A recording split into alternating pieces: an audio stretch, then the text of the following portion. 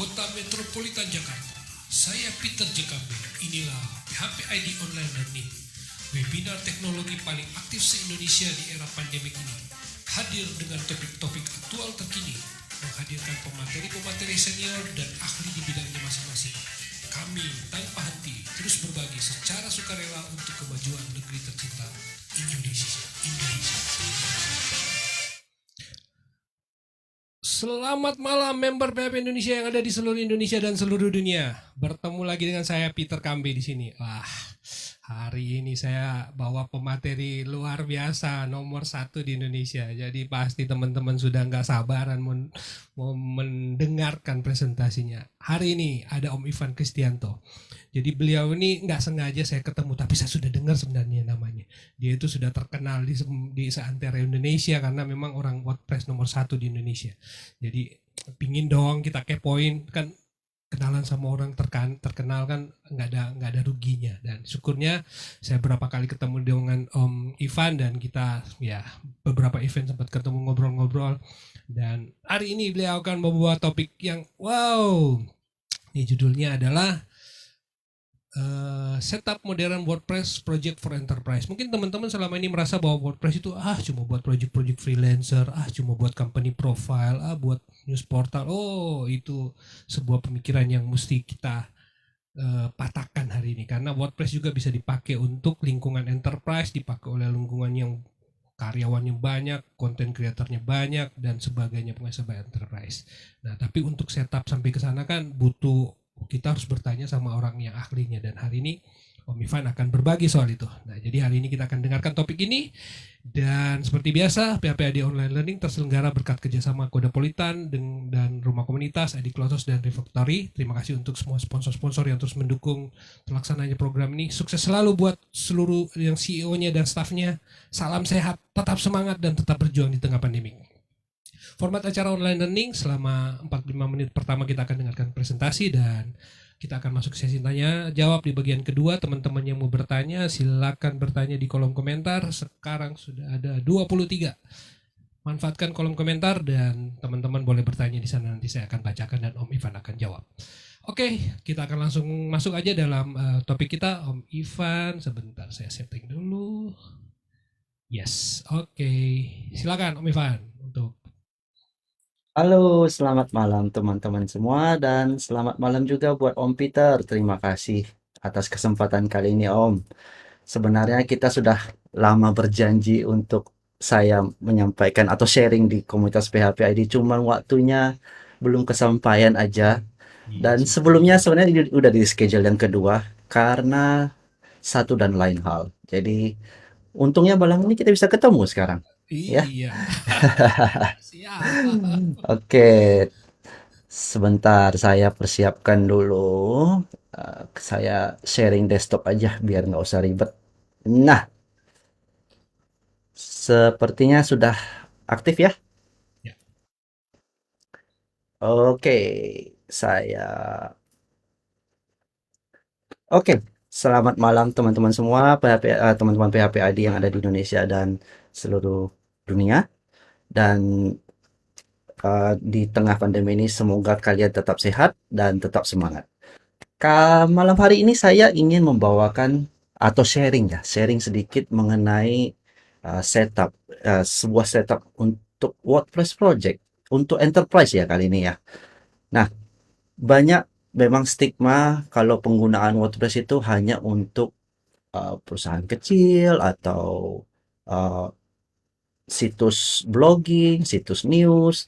Cuman apakah bisa WordPress uh, digunakan oleh perusahaan yang skalanya enterprise?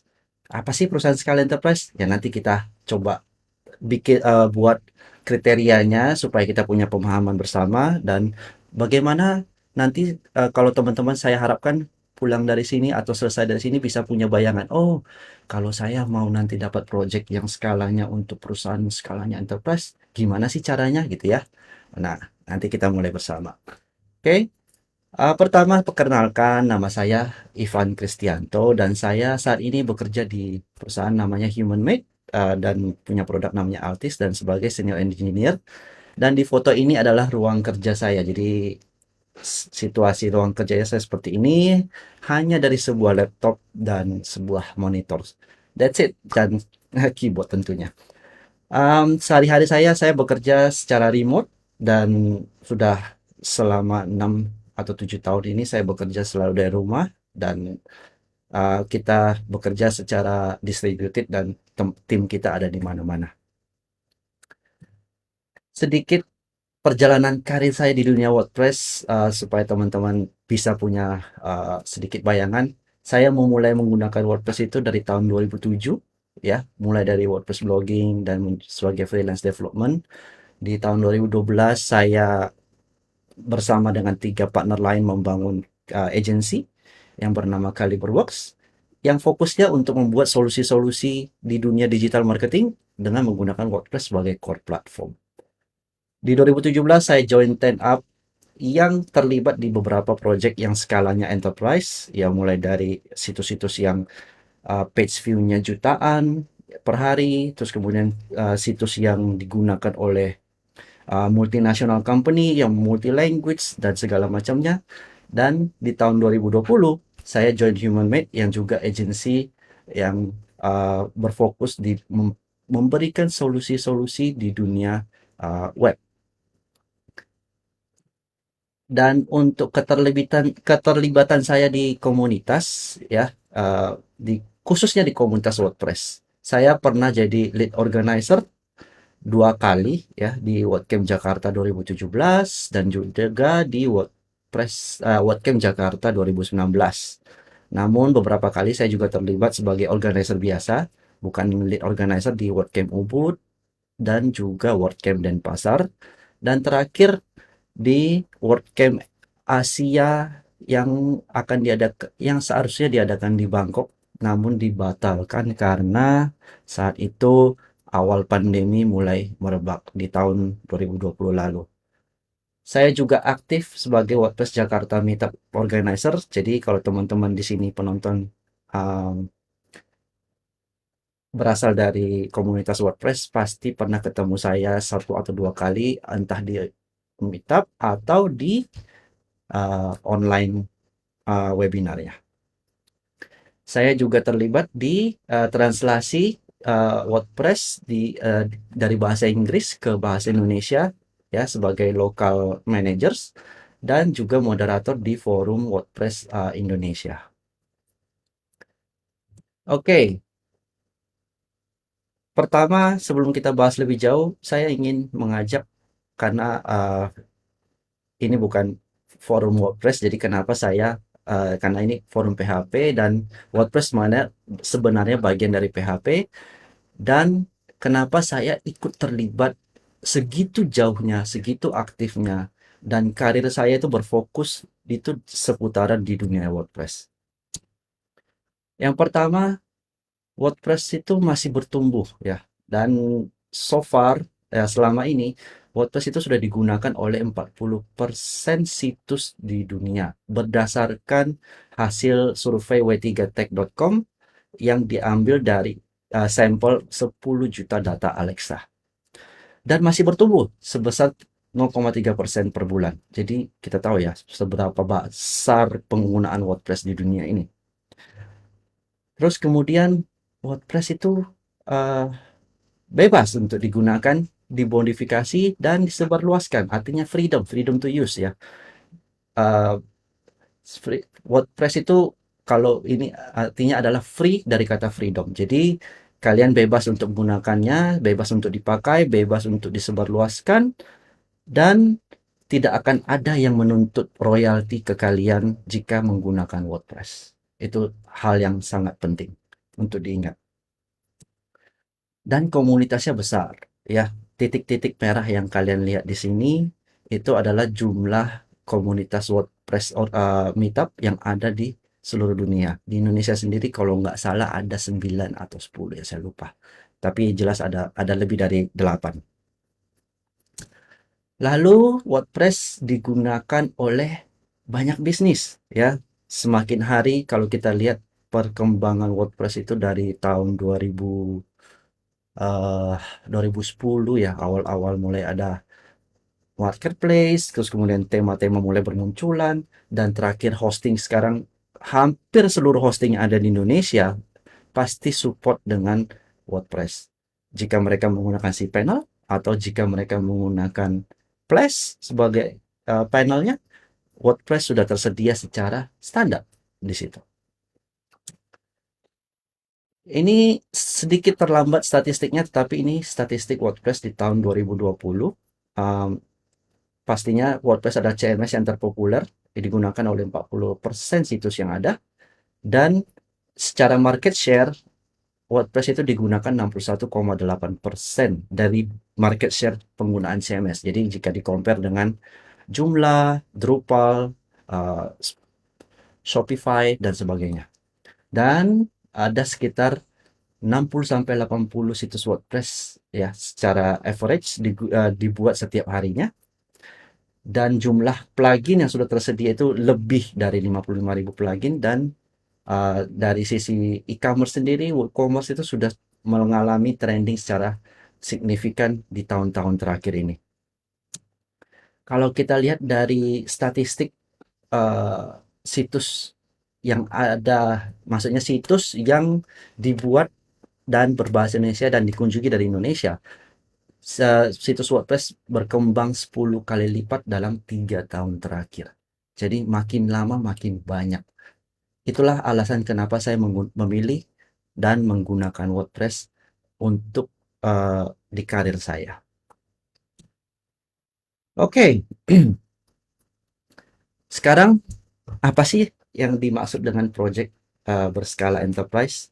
Kalau kita lihat, WordPress itu bisa digunakan di level terkecil sebagai blog atau static site, company profile, bisa digunakan sebagai e-commerce, ya, bisa digunakan sebagai uh, mesin, bukan mesin, apa namanya, enterprise, sorry, maksud saya e-learning. Nah, bisa digunakan sebagai e-learning juga, dan bisa digunakan sebagai forum dan sebagai macam.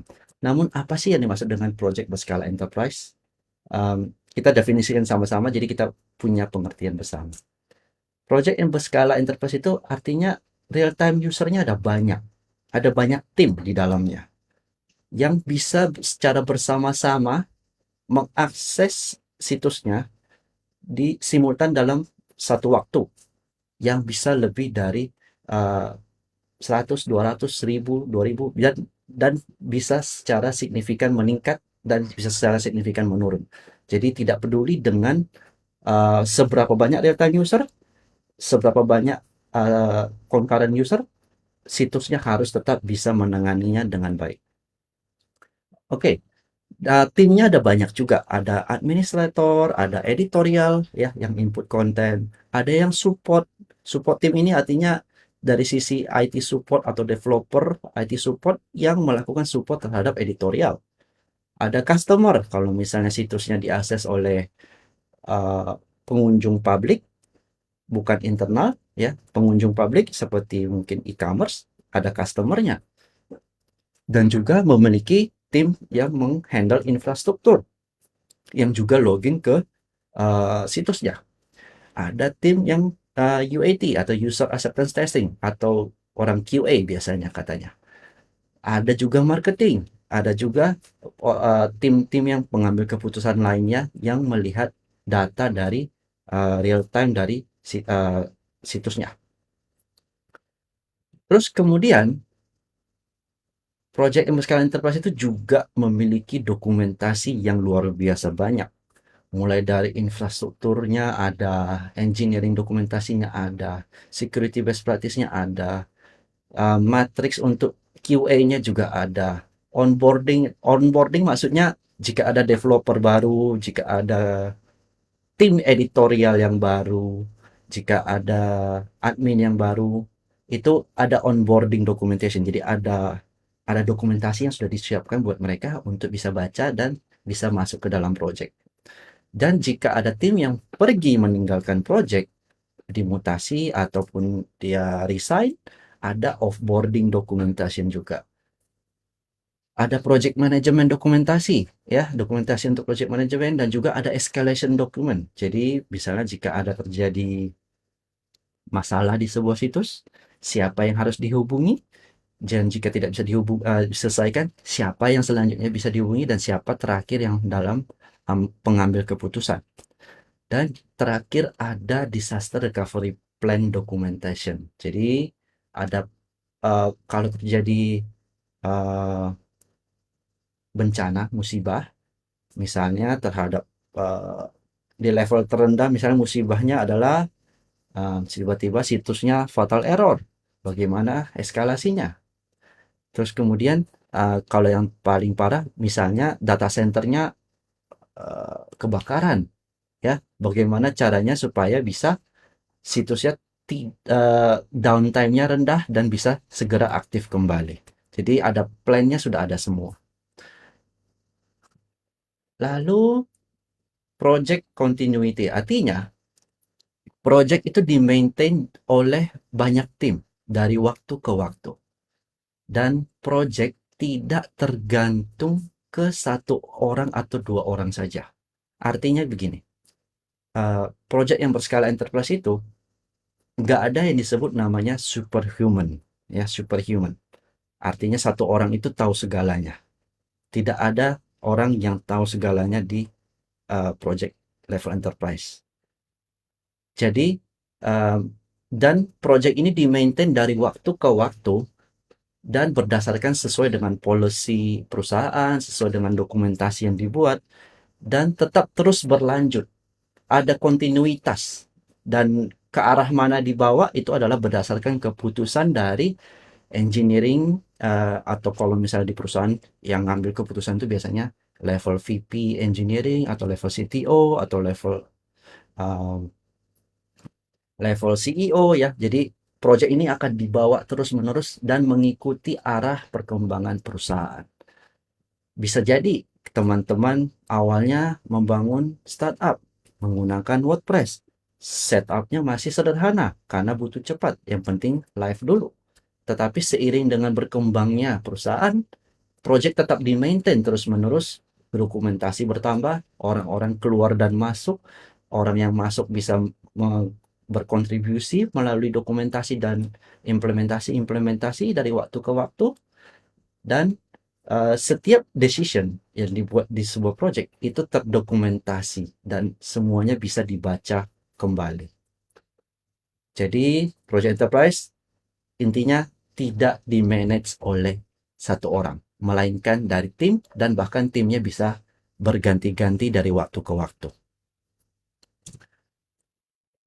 Lalu perusahaan yang berskala enterprise, ya, contohnya multinational company yang cabangnya ada di mana-mana di seluruh dunia. Pasti mereka punya branding guideline, pasti mereka juga punya security best practice, dan punya secara kontraktual mereka punya minimum performance yang harus dicapai.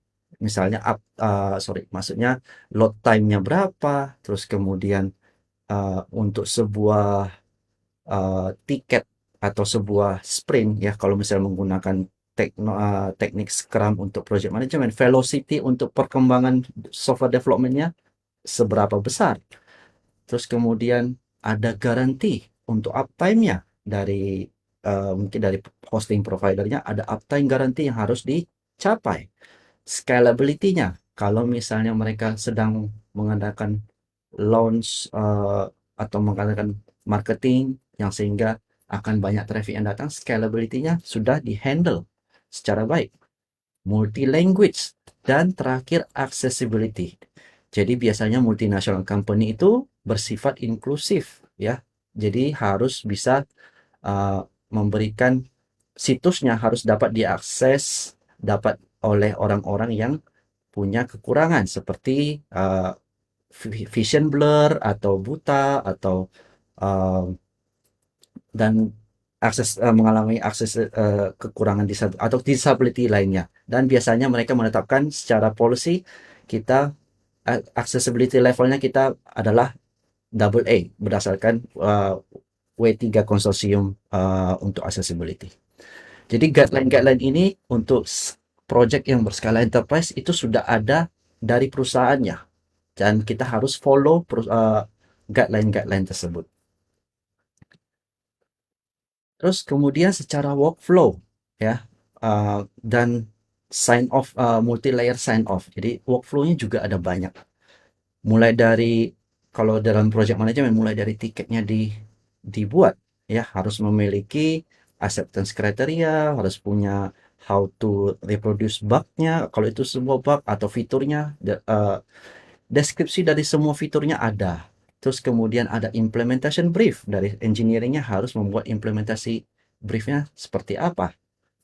Harus memiliki code review yang secara di automated, dan ada automated testing mulai dari unit test, performance test, accessibility test, terus kemudian integration test, end-to-end test. Ada banyak automated test yang bisa dibuat. Terus kemudian tetap membutuhkan manual development test ya. Misalnya ada environment yang untuk development. Jadi uh, uh, developer bisa push ke sana dan melakukan testing terhadap sebuah fitur atau bugs-nya. Lalu ada staging yang bisa digunakan oleh biasanya user ya. User dalam artian dari sisi tim dari perusahaan, dari company tersebut melakukan testing. Dan terakhir ada UAT test dan sign off. Jadi dari pihak kliennya pun ada dua layer of test dan ada dua layer untuk sign off. Bahkan di setiap level atau workflow ini pun tiket-tiket tersebut di-maintain secara bersama antara kita dan dari sisi kliennya, dan penentuan prioritas untuk sebuah fitur, untuk bug fixing juga sudah diatur secara flow yang rapi. Nah, sudah saya singgung sebelumnya, dan biasanya project yang berskala enterprise untuk satu code base ya, itu tidak di-maintain oleh satu tim, melainkan banyak tim ya. Ada tim yang bekerja dalam project yang sama. Ada editorial, ada security, ada developer, back end, front end, security development, developer maksudnya, dan ada infrastructure, mungkin ada mobile team, ada marketing team, ada specific feature ya, uh, chatbot, advanced search, payment, third party integration, uh, e-commerce, analytics, banyaklah SEO ya. Jadi dalam satu project sendiri itu ada banyak tim di dalamnya. Dan biasanya lebih dari satu agensi yang memaintain project yang sama. Ya, bisa jadi untuk back end dan front end-nya dihandle oleh agensi A. Untuk mobile-nya dihandle oleh agensi B. Untuk SEO-nya agensi C.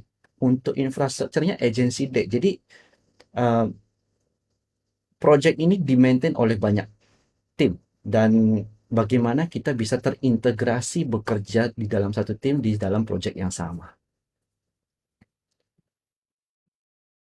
Itulah secara secara garis dasar ya, maksud saya secara garis baseline, apa yang saya maksud dari project yang berskala enterprise. Jadi bukan artinya itu project dikerjakan oleh perusahaan skala internasional, terus page view-nya ada 10 juta, sudah disebut dengan project enterprise. Belum tentu ya. Bisa jadi itu hanya microsite yang dibuat hanya untuk satu project, satu campaign tertentu, dibuat selesai campaign udah, situs didiamkan begitu saja atau di shutdown. Itu bukan project skala enterprise, tetapi project yang istilahnya project satu waktu aja. Kalau project skala enterprise, dia akan tetap akan hidup dari waktu ke waktu dan di-maintain oleh banyak orang. Pertanyaannya, bagaimana WordPress project bisa di-setup untuk memenuhi kebutuhan enterprise tersebut? Oke, ayo kita kunjungi satu persatu. Saya akan balik ke sini nanti. Pertama, code base atau kodenya sendiri, setupnya harus bisa di-maintain, ya, maintain, dan artinya dari waktu ke waktu uh, kodenya akan hidup. Bahkan sebuah project enterprise itu kodenya bisa dari 5 atau 6 tahun yang lalu, tetapi terus di-maintain. Bagaimana caranya? Pertama, pasti menggunakan version control seperti Git atau dan juga menggunakan package manager. Pertama, jangan pernah tracking kode yang bukan kita atau tim kita yang tulis.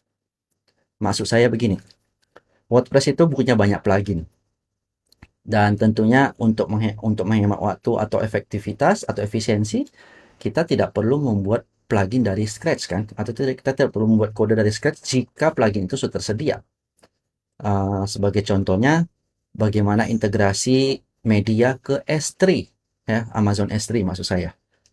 Pluginnya sudah ada, jadi tinggal kita bisa menggunakannya. Bagaimana supaya situs kita memiliki fitur AMP, pluginnya juga sudah ada, dibuat oleh tim Google sendiri, dan contoh-contoh lainnya. Jadi kita tidak pernah atau jangan tracking kode yang bukan kita tulis. Jadi kode AMP itu jangan dimasukin ke version control Git kita. Melainkan kita bisa gunakan package manager seperti PHP Composer.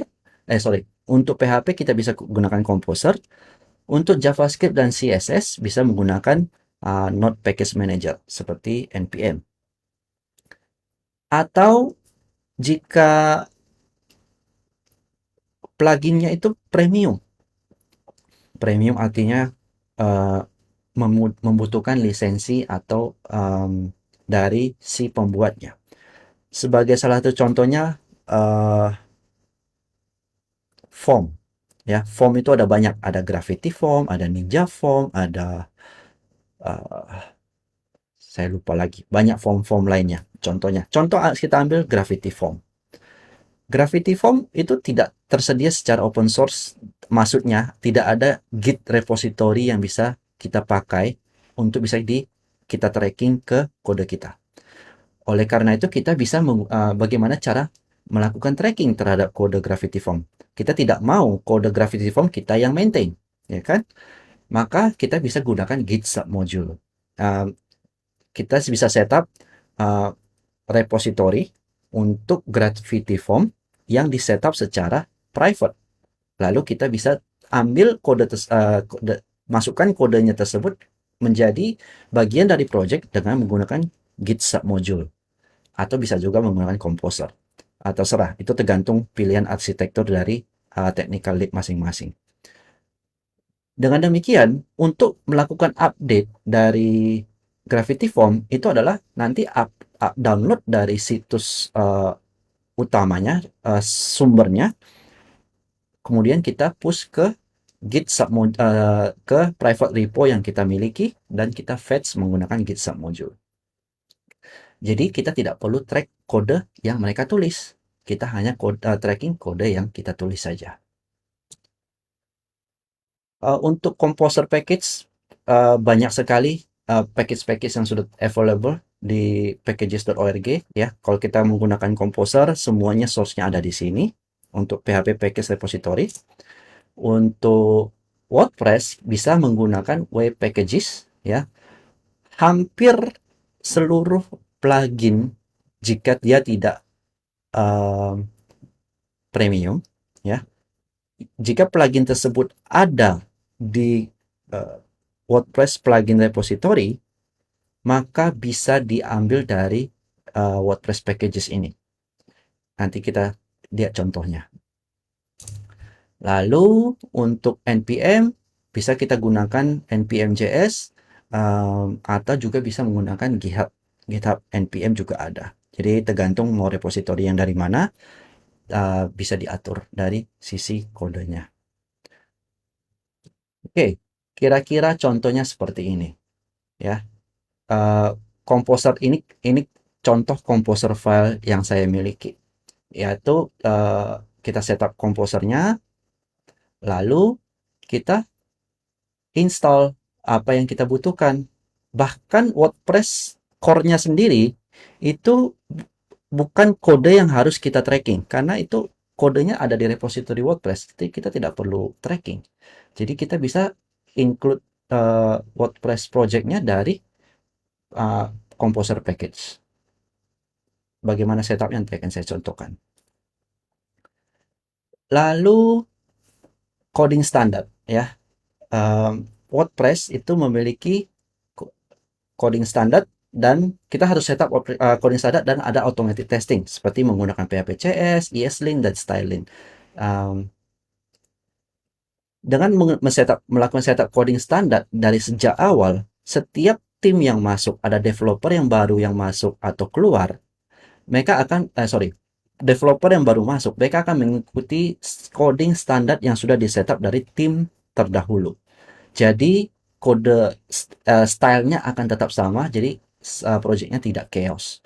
Dan bisa jadi tim projectnya dihandle oleh beberapa agensi yang berbeda. Yang penting coding standarnya tetap sama. Setiap kode harus dilakukan code review dari setiap dari teman sejawat, dan bahkan di beberapa project saya pernah menemukan membutuhkan lebih dari satu peer review. Terus kemudian harus ada di setup sebuah dokumentasi atau workflow yang disepakati bersama oleh seluruh engineer yang bekerja di dalam project, memiliki flow yang sama. Jadi ini adalah salah satu contoh, mulai dari mereka mulai mengerjakan, terus kemudian bagaimana release branch-nya sendiri itu dibuat. Misalnya contohnya prefix-nya bagaimana, harus ikut ticket number-nya bagaimana, implementasi, kemudian diimplementasikan. Bahkan di beberapa project commit message standarnya juga harus diatur. Misalnya harus memiliki tiket, nomor tiket, terus kemudian message-nya. Dan itu ada diatur di dokumentasi.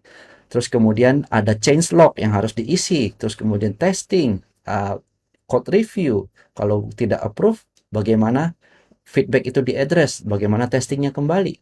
Lalu deploy ke staging dan sebagainya macamnya. Dan flow ini sudah disepakati bersama, dan setiap engineer yang baru masuk harus baca dokumentasinya. Biasanya engineer itu diberi waktu maksimal 2 hari hanya khusus untuk membaca dokumentasi. Oke, sebelum saya masuk ke automation, saya mau tunjukin bagaimana setup yang sudah saya buat. Ini contoh project yang saya buat khusus untuk demo hari ini. Contohnya ini adalah skeleton project. Saya buat komposernya dan juga saya buat package-nya, npm package-nya. Di contoh ini saya menggunakan plugin, contohnya core WordPress saya gunakan 57 dan itu akan automatically di install oleh Composer. Di contoh ini saya install Web Story, AMP, Gutenberg, Google Sitekit, Web Redis, Query Monitor. Untuk themes saya gunakan 2021. Terus kemudian ada plugin user switching dan stream. Dan untuk developmentnya saya gunakan WP coding standar dan juga saya gunakan PHP CS variable analysis, dan untuk unit testingnya saya gunakan PHP unit. Jadi jika teman-teman install jalankan Composer install, maka akan plugin-plugin tersebut akan otomatis diinstal di folder MU plugins, vendor, dan ada semua di sini. Dan apapun yang ada kode di sini, saya tidak tracking di dalam Git saya, di repository saya. Dan ini akan automatically dibuat atau dibuild saat kode di-deploy ke server. Lalu, untuk plugin-plugin, sebisa mungkin juga tidak perlu di-tracking oleh di repository jika plugin itu eksternal. Kalau plugin itu yang kita tulis sendiri, kita tetap tracking kodenya.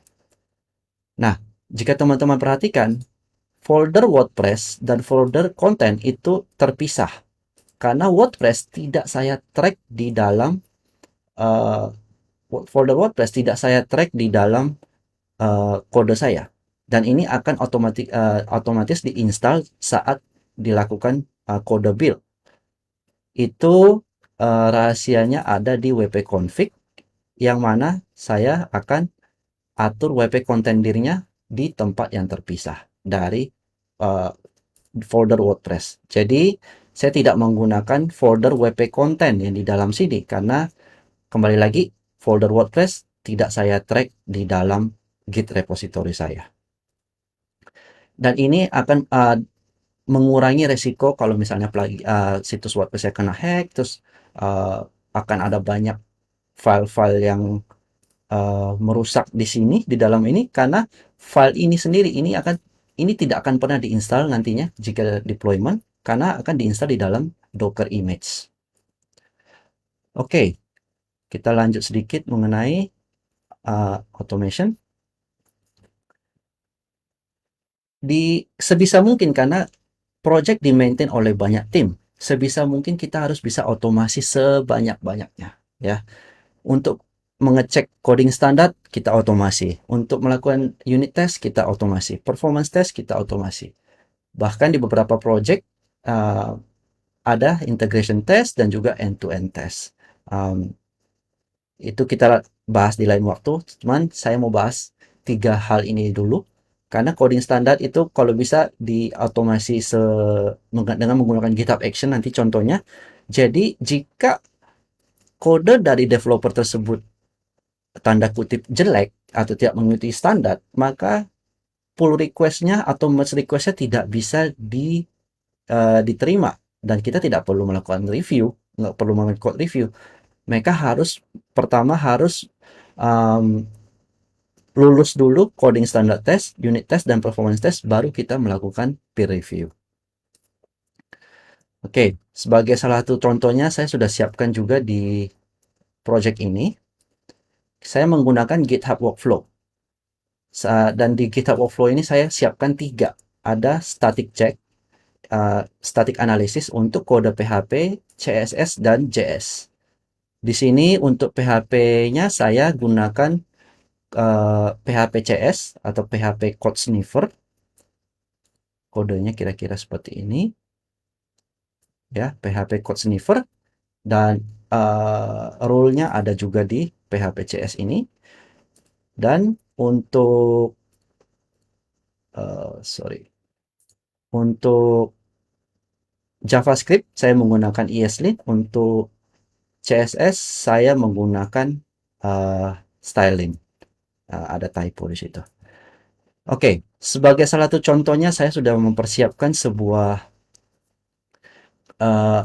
PR atau pull request yang jelek, ya. Di sini saya hapus commenting dan anggap aja saya tidak lulus tes untuk unit testingnya.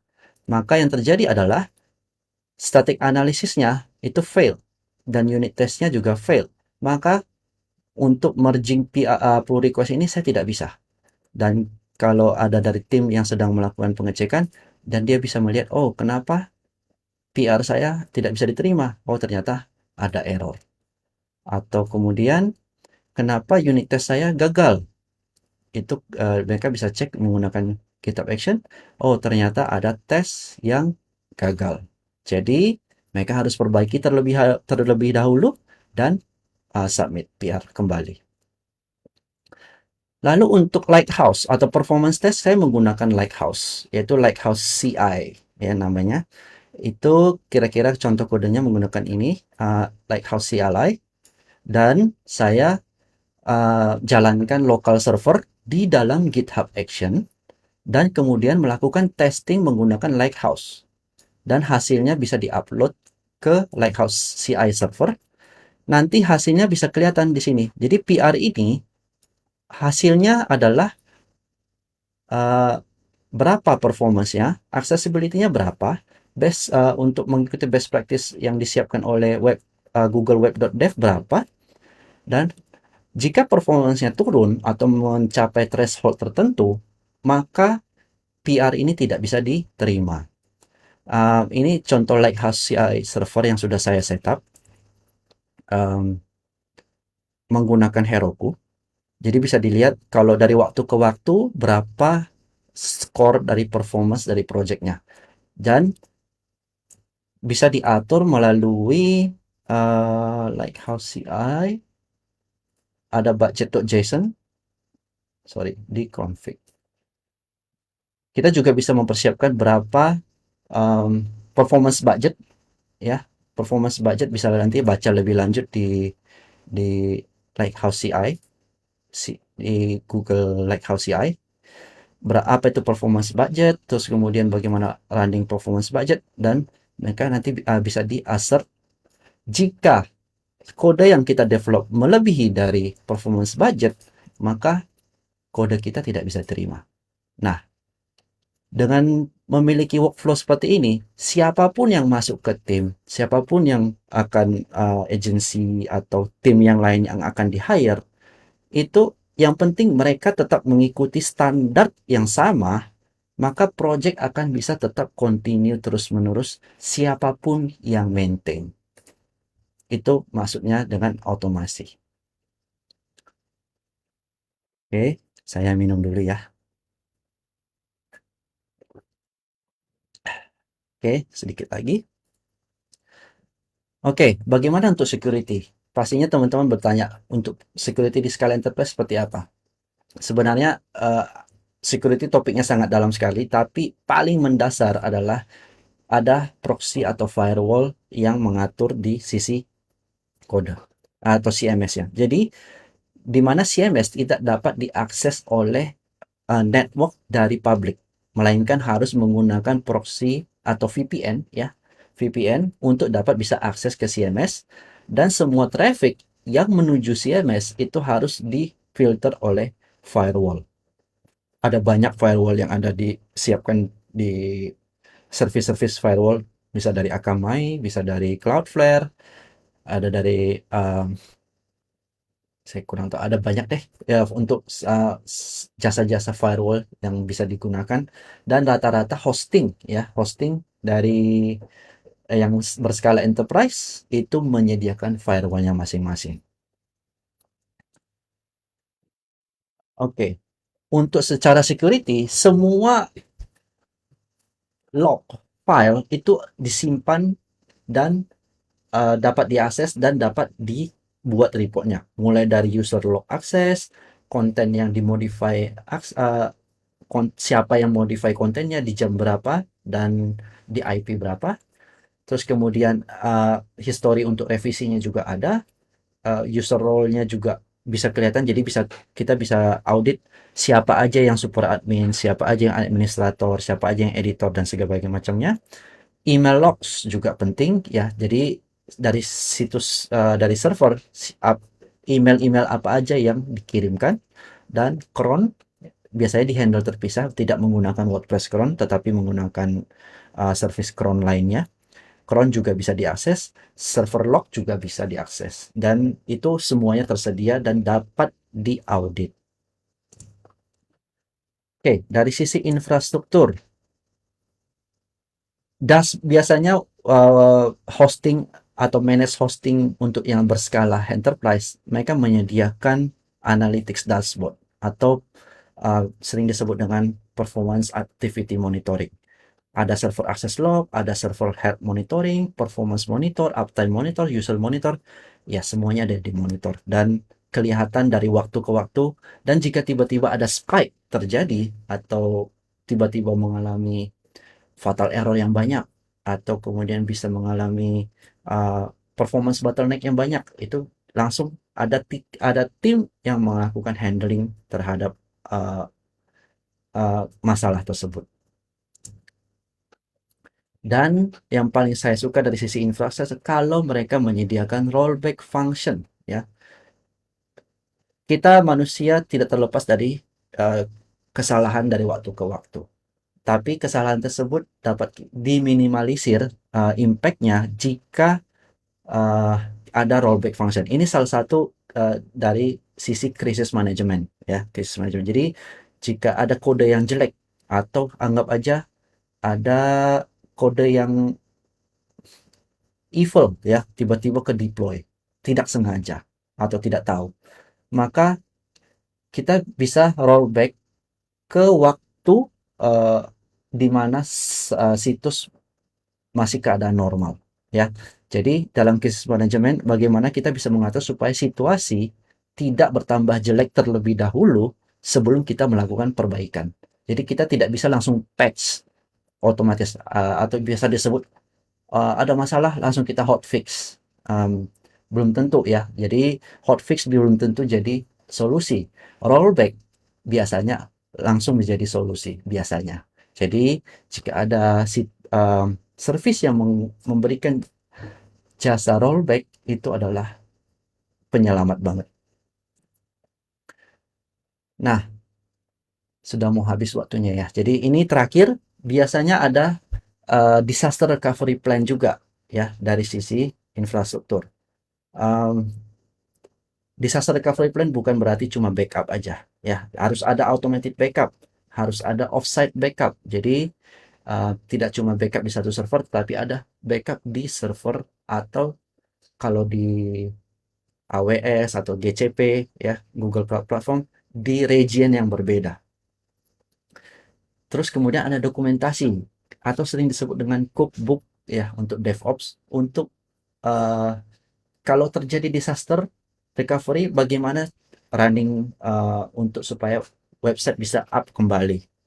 Dan di situ ada restoration plan, dan yang terakhir ada drillnya ya. Setiap beberapa waktu sekali, setiap biasanya yearly atau per semester atau 6 bulan sekali, kita ada schedule untuk disaster recovery drill. Artinya dipersiapkan suatu waktu tiba-tiba ada dianggap ada terjadi disaster, dan berapa lama itu kan di timing, dan berapa lama disaster recovery itu dieksekusi. Dan dari timing tersebut kita punya ekspektasi terhadap klien. Oke, website jika terjadi kebakaran di sebuah data center, maka website akan kembali live dalam waktu kurang dari 30 menit. Contohnya, ya. Jadi, disaster recovery plan itu nggak cuma backup, tetapi plan untuk eksekusi juga ada. Dan dilakukan frequently eksekusinya dari waktu ke waktu. Oke, itu saja dari saya. Kembali lagi ke komputer.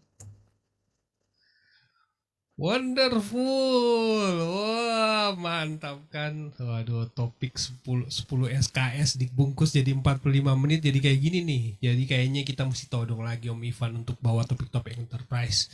Oke, sembari menunggu pertanyaan teman-teman, sudah ada satu pertanyaan ini, kita akan turun minum. Om Ivan boleh istirahat sebentar karena ada beberapa pesan yang saya mau bacakan dulu. Mau lewat.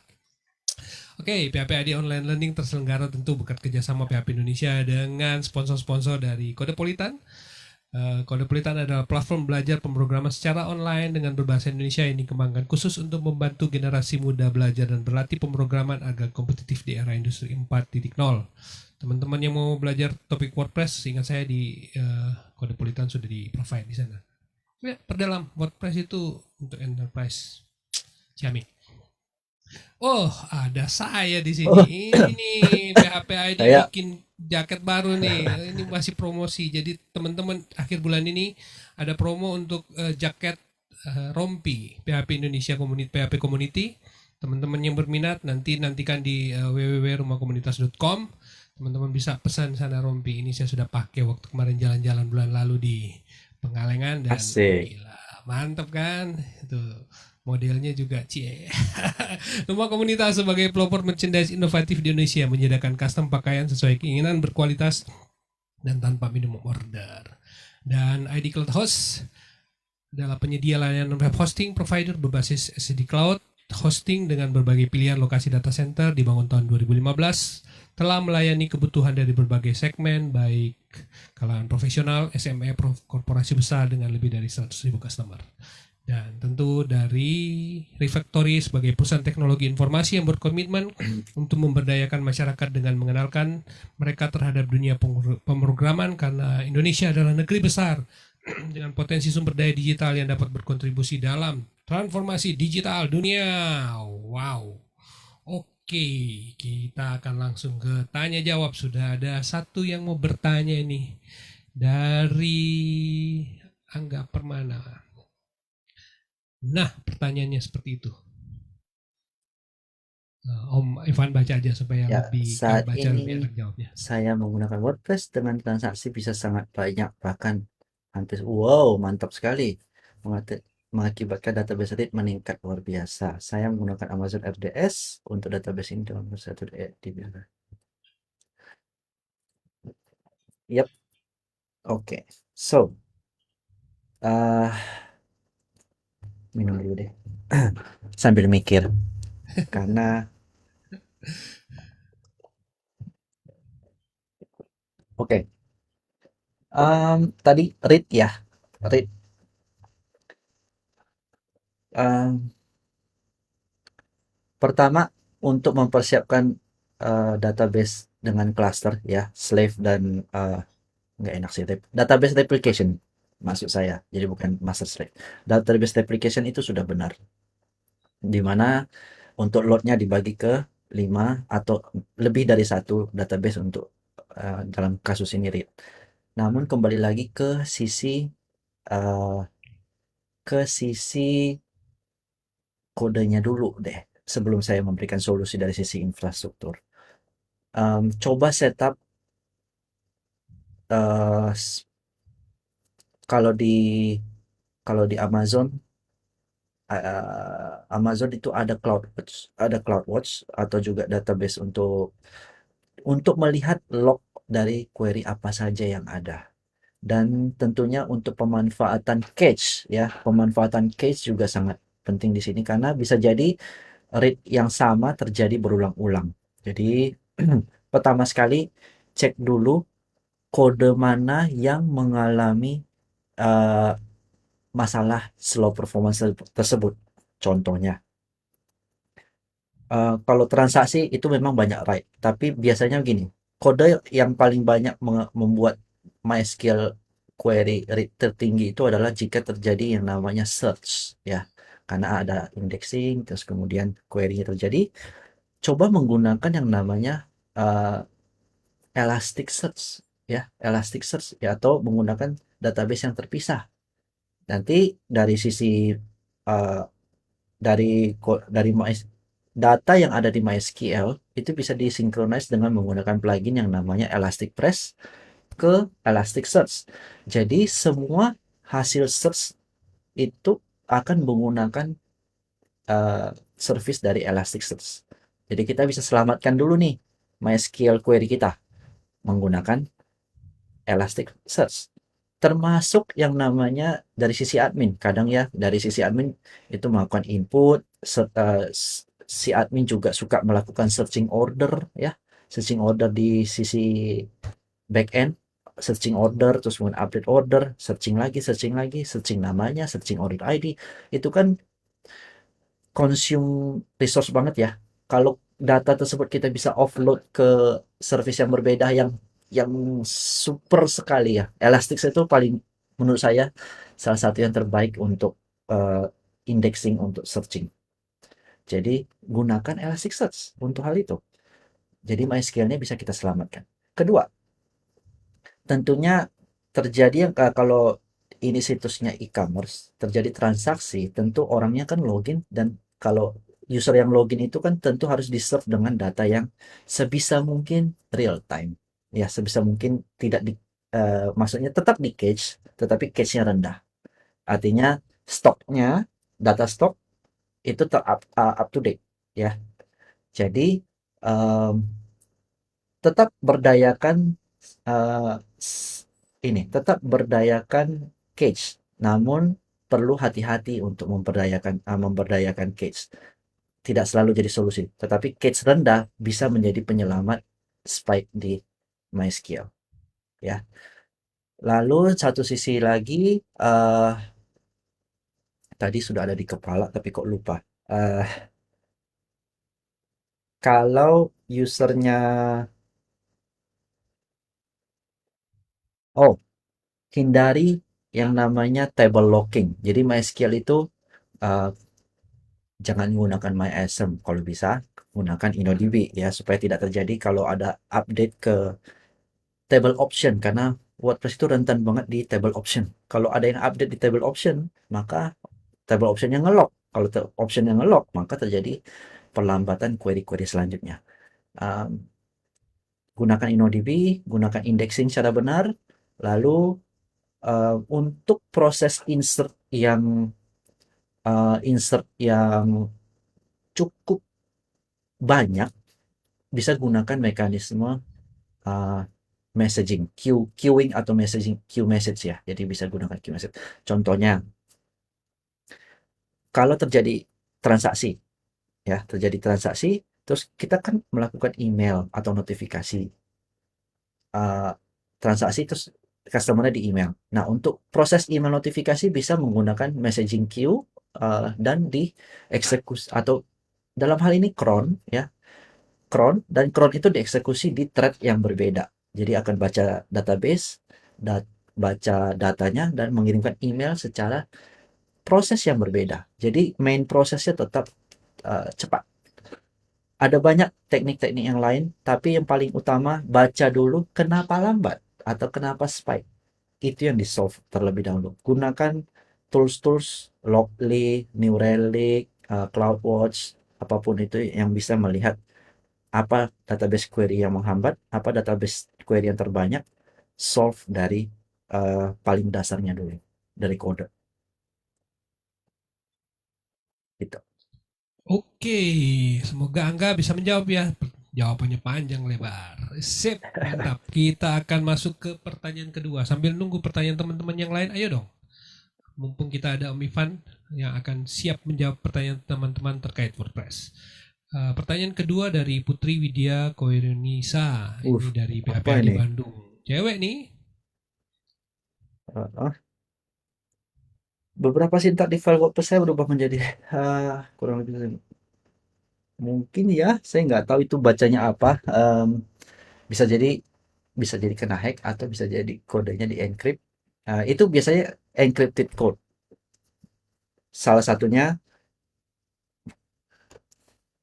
kena hack, salah duanya menggunakan plugin yang sudah dihack terus digunakan. Bisa jadi, saya nggak tahu solusinya, berasalnya dari mana. Um, Menurut saya, semua kode yang ada di WordPress, meskipun untuk plugin premium atau berbayar, semua kodenya open source. Jadi jika kodenya di encrypt, jauh-jauhlah dari kode itu. Jangan mau pakai.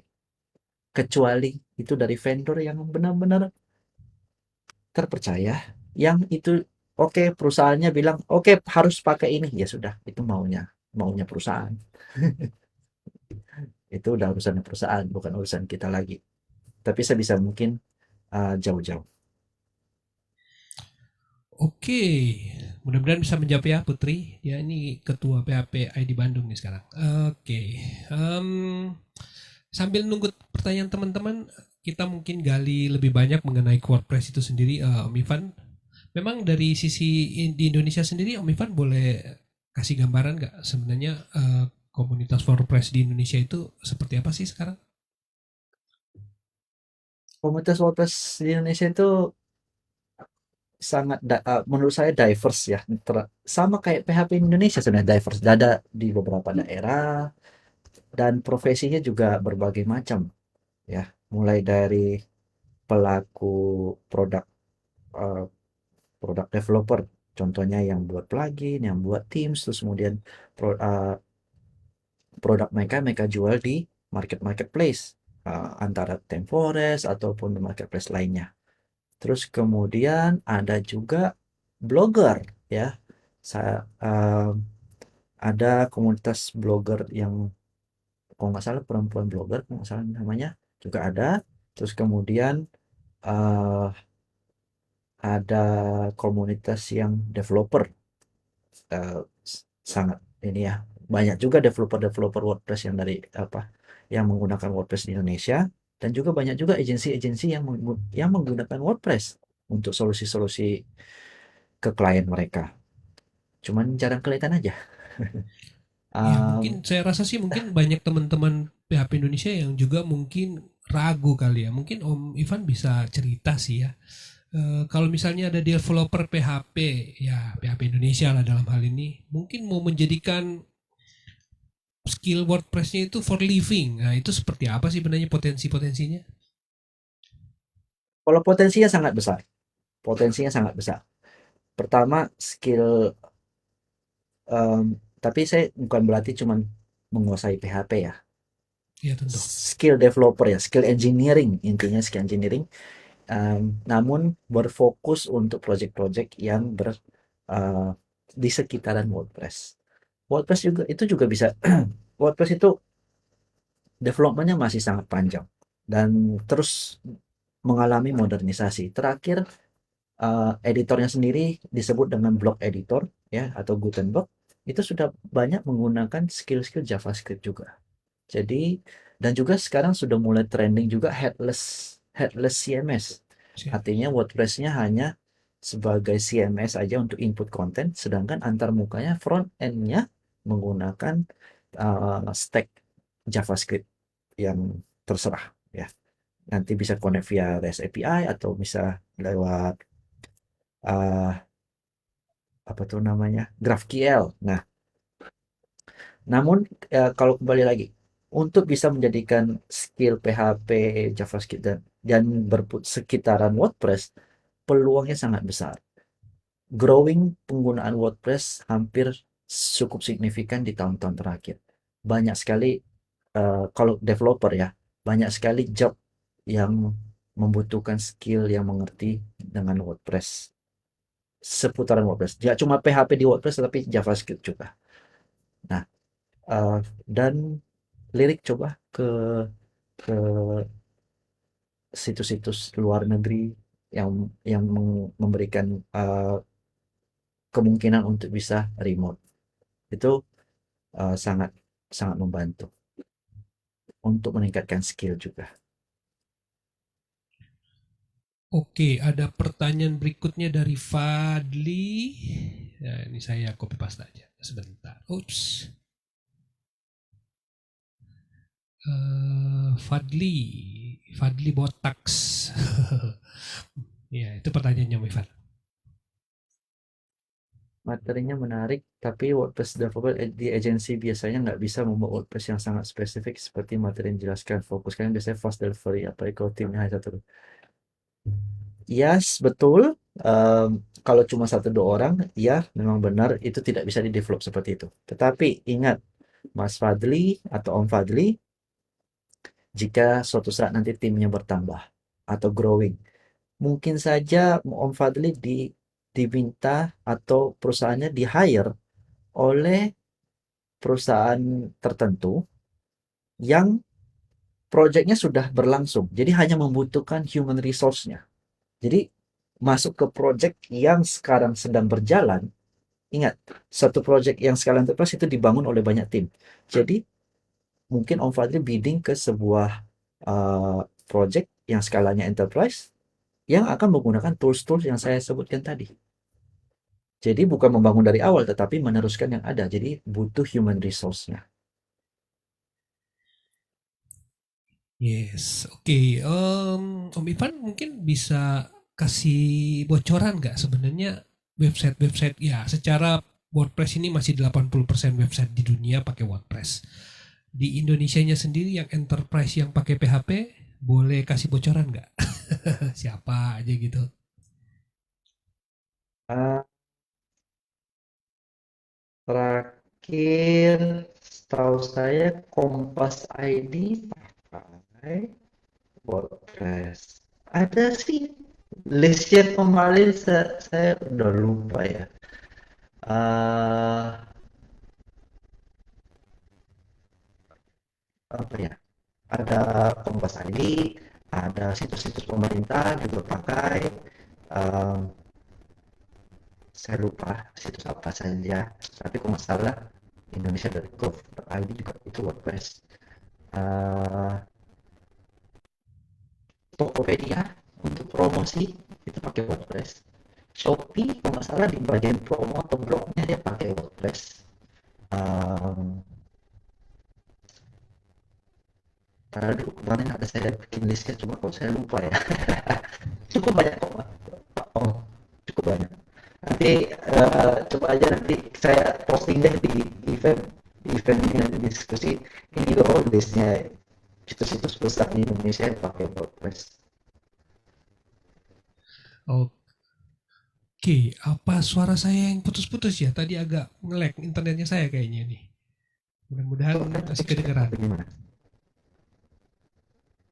Agak mati-mati nih. Tapi nggak tahu apa saya doang ya. Coba tolong teman-teman di komentar. Saya agak Kayaknya putus-putus saya tadi. sih internet internet saya sih yang putus kayaknya ya. Nggak ya? Jadi agak nge-lag nih. But it's okay. Aduh, ada lagi yang... Kayaknya saya sih sebentar saya ganti dulu. Berarti benar. Suaranya Mas Ivan katanya. Kalau saya bersih ya, Fadli ya. Iya nih.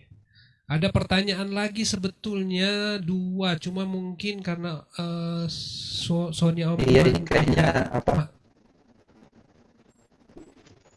agak mati-mati apa agak putus-putus suaranya. Saya nggak tahu kenapa nih.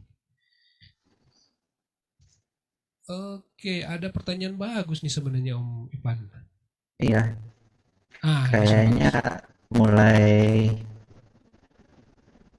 internetnya mulai Nge-lag ya.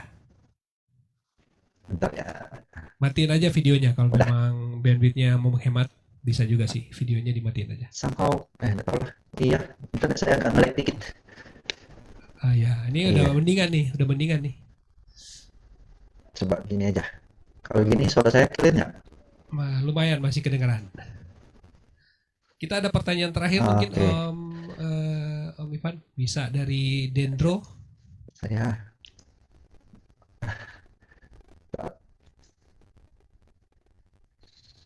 Baca nggak kira-kira nih? Aduh, udah nggak kedengeran. Halo. oke. Bentar ya. Bentar saya mati bentar.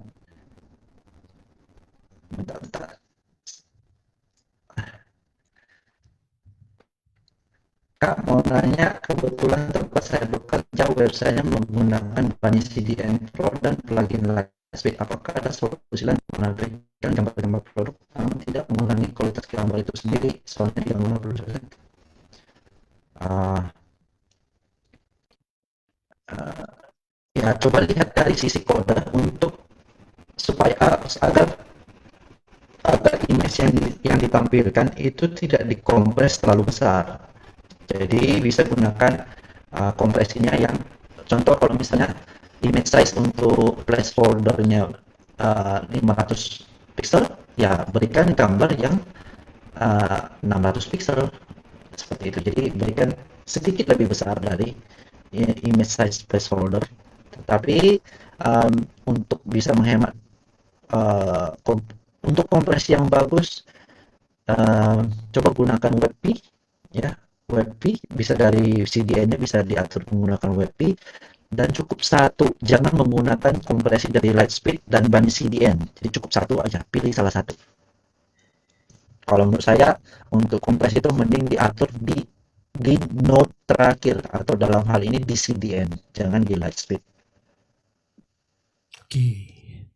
Mudah-mudahan bisa menjawab ya untuk siapa tadi yang tanya terakhir dan Oke, Oke, masih kita akan putus-putus kak Om. masuk.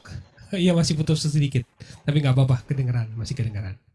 Oke, kita akan masuk bagian terakhir karena itu adalah jadi pertanyaan terakhir mengingat waktu dan kita akan masuk sesi yang Iya, ketiga.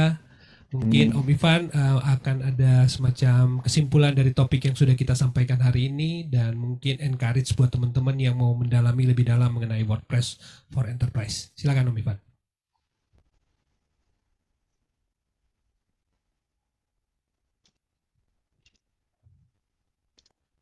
uh, apa ya? Banyak-banyak belajar aja, nggak ada belajar yang sia-sia. Um, Belajar banyak PHP, JavaScript, CSS, terus gali lebih dalam lagi di project-project. Usahakan selalu gali lebih um, menggunakan teknologi-teknologi atau modernisasi teknologi yang lebih baru dan dan kembali tidak ada usaha yang sia-sia dan pasti kalian bisa uh, mencapai hal-hal yang lebih baik ke depannya. Itu aja sih Om. Yes, tetap semangat teman-teman ya. Jadi kita jangan menyerah kalau Om Balik ke Ivan Om Peter. bisa. Ya, oke. Kalau Om Ivan bisa, mana masa kita nggak bisa sih kalau jadi WordPress developer. Ayo, maju terus teman-teman. Oke, kita sudah di akhir sesi kita hari ini dan sebagai pengumuman teman-teman kita akan ketemu hari Jumat besok lusa dengan Om Johri Malik. Dia akan Yoi. berbagi cerita mengenai tips sesat untuk jadi pemalas. Ya, nah, memang satu ini pemateri kita yang satu ini memang antik banget. Jadi topik-topiknya juga unik-unik. Asik. Kita ketemu hari Jumat ini. Dan masih ada undangan buat teman-teman yang mau jadi pemateri. Ayo isi form di s.byphp.id/jadi-pemateri. Ada topik, ada waktu yang terbuka sampai dengan akhir tahun. Teman-teman bisa pilih by default, pilih Senin atau Jumat. Tapi kalau teman-teman mau pilih hari yang lain juga it's okay. Dan ucapan terima kasih untuk Om Irfan Maulana dan Om Luri Darmawan yang sudah mendukung program ini terselenggara dengan baik. Teman-teman yang mau akses pembelajaran online learning dari seri 1 sampai dengan 118 hari ini bisa berkunjung ke learning.byphp.id atau follow Carik di Telegram dan ketik PHP ID Learning WordPress misalnya. Nah, topik-topik tentang WordPress yang sudah pernah disampaikan akan teman-teman bisa nonton ulang. PHP ID dan Carik juga membuka donasi buat teman-teman yang mau kasih donasi receh, silakan ke s.byphp.id/donasi dan kita akan selalu menerima berapapun teman-teman yang mau bersedia membagi untuk kita. Oke, dengan demikian berakhir sudah PHP ID online learning kita. Terima kasih Om Irfan. Sukses selalu Om Irfan. Tetap semangat. Ya, ya. Thank Itu you. Om Ivan yang banyak di Indonesia biar Indonesia akan terus maju dengan WordPress-nya. Oke, bye-bye semuanya sponsornya. Bye-bye. Terima kasih teman-teman. Terima kasih Om.